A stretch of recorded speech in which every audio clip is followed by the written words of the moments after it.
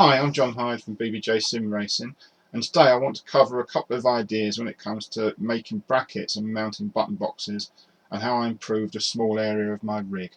You can see in this photograph that my wheel is mounted onto my wheel stand and the button box and the tablet that I use as a dash is mounted behind it on a wooden board.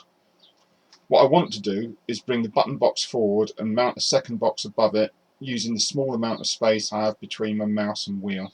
I used an envelope I had laying around to make a template of the available space and took this down to the workshop. The button box I removed from my rig was an old prototype, so I quickly spruced it up to match the current range of boxes.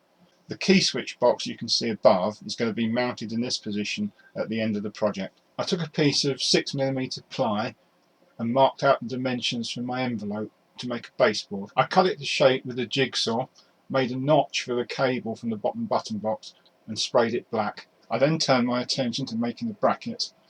I took a 1.5mm sheet of aluminium and cut two 25mm wide strips.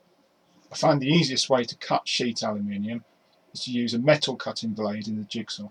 I drilled and countersunk the bolt holes in my brackets and marked on the protective film on the reverse side of the aluminium where I needed to make my bends.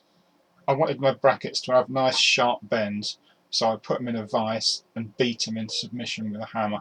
This is the best way to get nice sharp angles on your bracket. This is the first finished pair of brackets ready to be mounted up. Next I bolted the brackets to the button box and the baseboard.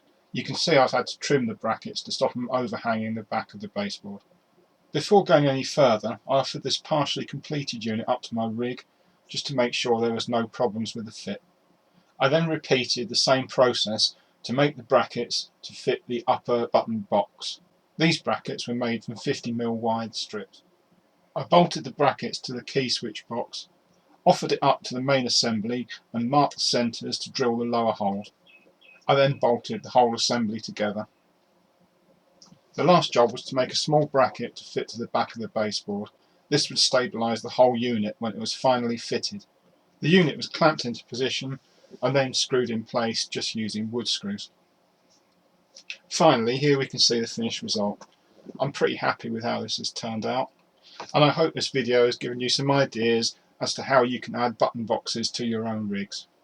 I'd just like to say thanks for watching and keep an eye out for the next video coming up, which will be the setup and installation of the key switch button box.